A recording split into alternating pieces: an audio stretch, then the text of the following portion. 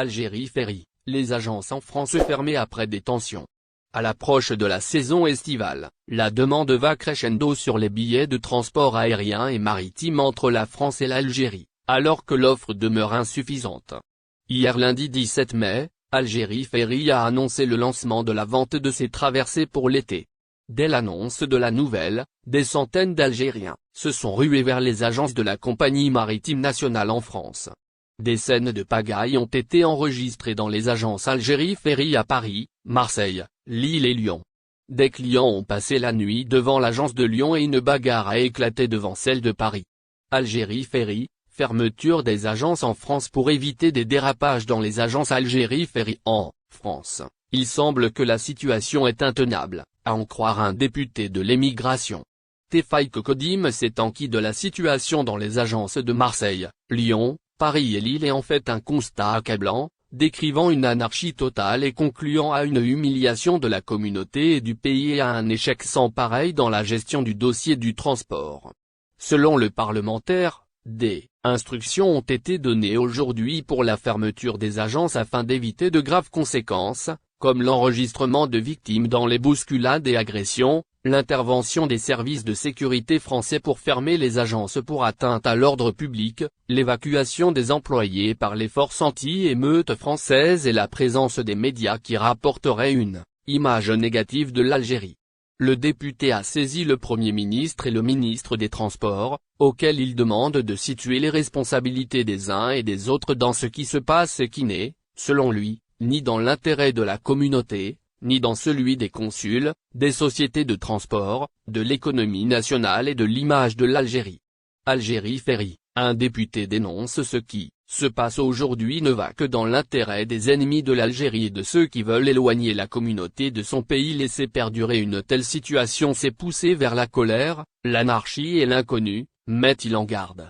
Il n'est pas normal qu'après 2 ans de fermeture et 7 mois après la reprise des liaisons, le problème de la réservation à distance se pose toujours et les agences privées ne peuvent pas réserver les billets de voyage.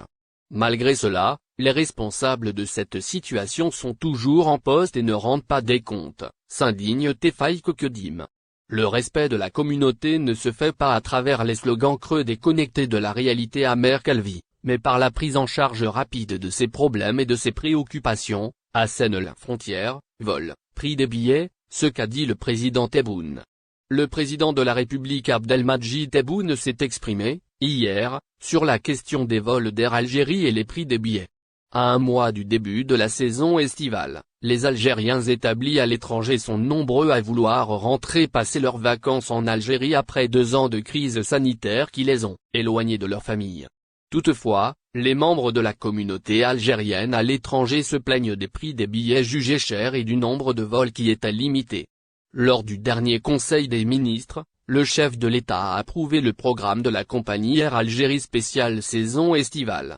Celui-ci sera publié prochainement via un décret exécutif. Vol, prix des billets, les réponses de Tebboune aux Algériens établis en France. Le président de la République Abdelmadjid Tebboune, qui est en visite depuis hier en France, a rencontré les ressortissants algériens établis dans ce pays. Ces derniers ont fait part de leurs préoccupations au chef de l'État notamment concernant la situation du transport aérien et le prix des billets, rapporte l'agence EAP.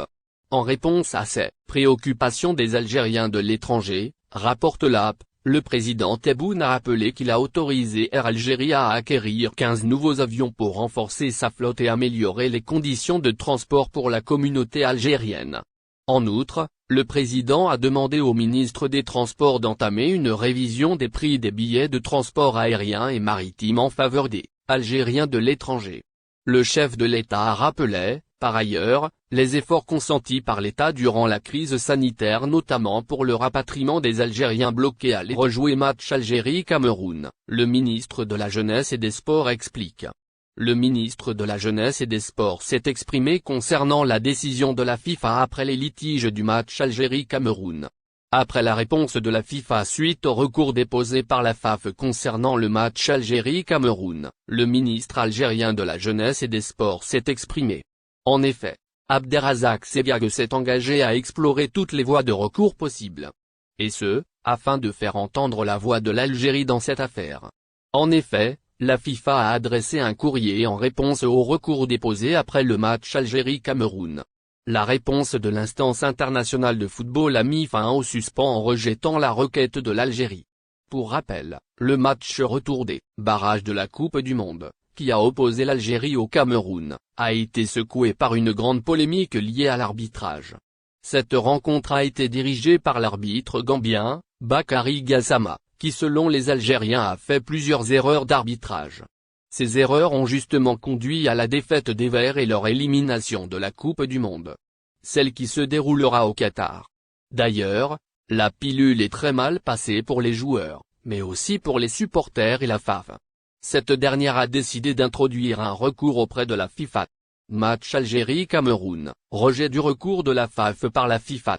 Plus d'un mois plus tard, la FIFA a purement et simplement rejeté le recours de la Fédération algérienne de football.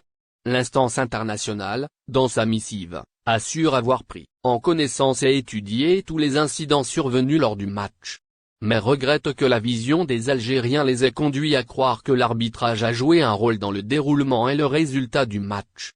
Le ministre, n'étant pas satisfait de la réponse de la FIFA, a promis au micro de El Bilad de ne pas en rester là. Il a assuré que l'Algérie allait saisir toutes les instances compétentes. Cela, dans le but d'être écouté et d'obtenir gain de cause dans cette histoire d'arbitrage.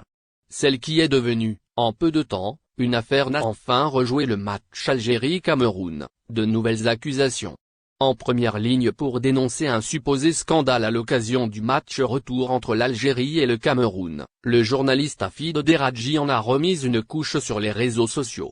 Hafid Deradji a eu les oreilles qui sifflent ces dernières semaines. Conséquence de ses propos pour le moins véhéments tenus depuis la défaite, et l'élimination de l'Algérie face au Cameroun lors des barrages pour la Coupe du Monde 2022. Le journaliste de Beansport, qui a ouvertement évoqué des actes de corruption, est en effet accusé d'avoir donné de faux espoirs aux supporters des Fennecs en portant des accusations sans fondement.